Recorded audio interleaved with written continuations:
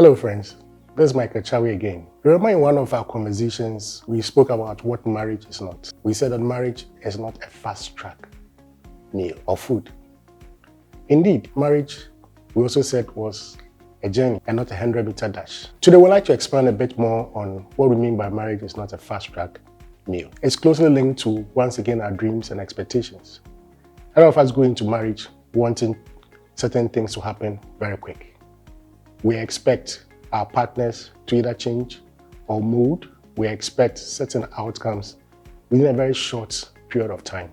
But don't forget that marriage brings together two different people with different backgrounds, different exposures, and most importantly, different genders. Look at it this way. It's like mixing oil with water. You remember when you prepare something like palm nut soup? Oil usually would float on top of water. But God in His wisdom in marriage tries to create a situation where these two would blend into one. Because like the Bible says, they were one. And so it is difficult or not practical to expect that within a short period of time, your partner either thinks like you, walks like you, behaves like you.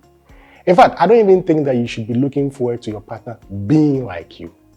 Because what attracted you to that person is their differences.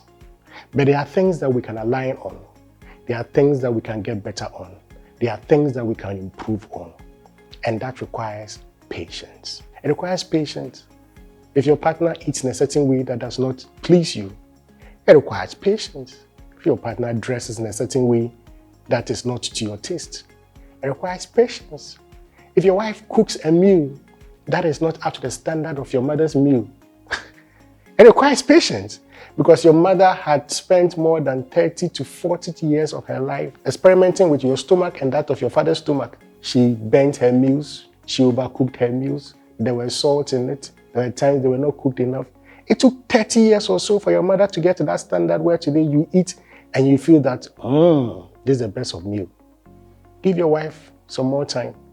Allow her that much space to develop herself, to get better at it, to make her mistakes, and to become a better mother, a better wife, a better cook. Same way, a lot of ladies expect men or husbands to be created out of men in a minute. Don't forget that you still married a guy who still has his boyhood trends running through his veins. Be a bit more patient with him. Yes, there might be days that he might still run off with the boys to go and watch a UEFA League or Champions League Cup. Be patient with him.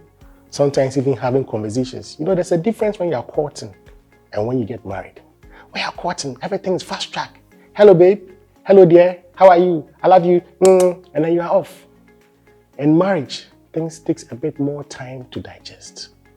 And so you need to spend more time. You need to talk more. You need to engage more. You need to establish more bonding before you get to that stage where you are in some kind of a state of equilibrium, where you understand each other's thoughts, where you understand each other's mood, where you can appreciate where your partner is coming from.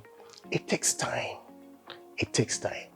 And so today, let's come to that conclusion and agreement that marriage is not a fast-track meal. It takes a lot of time to get a kind of desired result we want. Question is, are you that patient? Are you that tolerant? Are you willing to go the long haul to achieve that desired result? Till we meet again, this has been your friend, Michael Chawi.